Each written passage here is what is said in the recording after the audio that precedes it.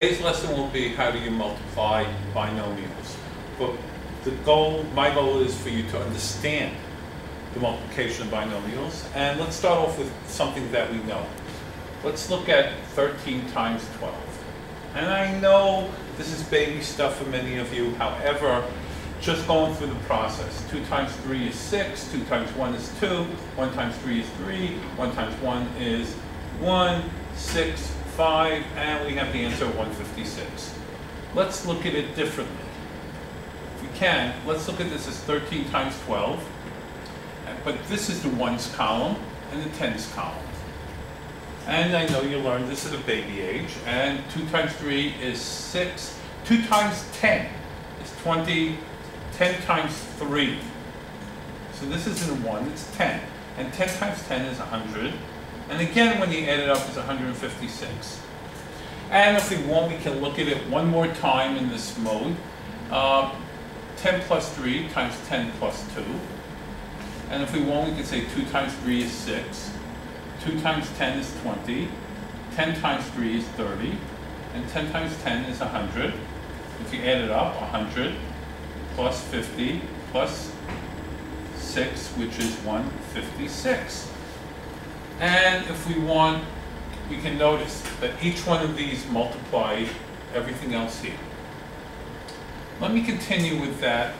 If I want, and you learned this at a young age, 13 times 12, if I multiply this, the area of this is 156.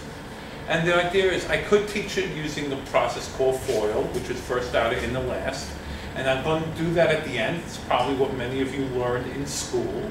However, I like to do it visually because the research actually shows that more people are visual learners than auditory learners. So let's look at 13. Can I say 13 is 10 plus 3? And 12 is 10 plus 2. And let me divide it up.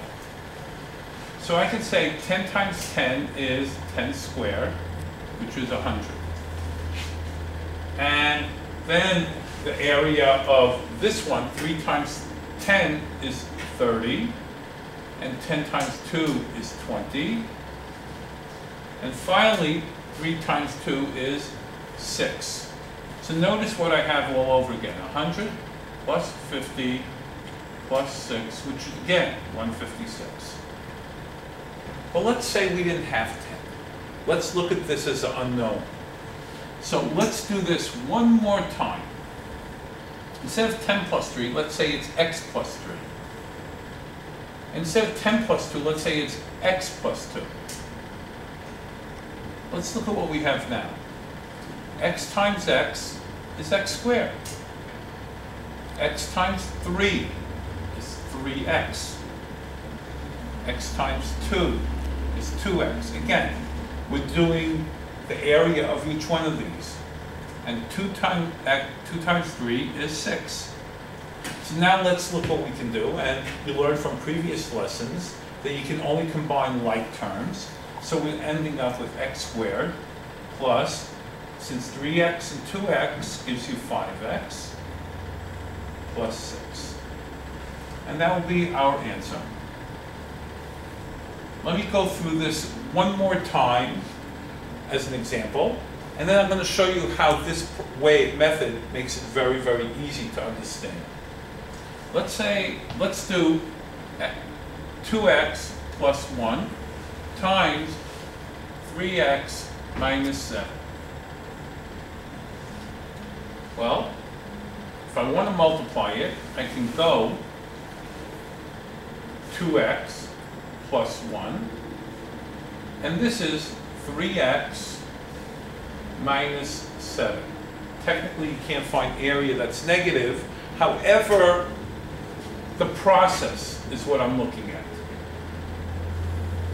So let's find the area of each piece. 2x times 3x is 6x squared. 3x times 1, the area of this piece, is 3x. Now let's look at the area of this piece. Negative 7 times 2 gives you negative 14x. And negative 7 times 1 is negative 7. And then, when I work it out, I have 6x squared. Negative 14 plus 3 is negative 11x minus 7. And there's your answer. The reason, and just so I go over the way you learned it in class, the exact same example, which was 2x plus 1, let me write it here, 2x plus 1 times 3x minus 7. The way you learned it in class, many of the students, is something called FOIL. FOIL being first, outer, inner, and last. So if I multiply the first, it's 6x squared. If I do the two outside ones, it's negative 14x. The two inside ones, it's 3x. And the two last ones is negative 7. And you're left again with 6x squared minus 11x minus, which ends up with 6x squared minus 11x minus 7. Both methods work. The reason why I like the first method better will be given in this case. What happens if you're asked to multiply x squared plus 3x minus 1 times 2x plus 3? Let's look at what you would have. Well, if you do it using the FOIL, or working with these loops, these two you multiply, these two you multiply. Oh, these two you multiply, these two you multiply, these two you multiply. Man, this looks like it could be really confusing. Let's do it the other way. Every box gets filled in. X squared, 3x minus 1, 2x plus 3, 2x cubed. 3x times 2x is 6x squared. 2x times negative 1 is negative 2x. 3x squared. 9x. Negative 1 times 3 is negative 3. And lo and behold, let's combine the like terms. 2x cubed. These two are the same. Plus 9x squared.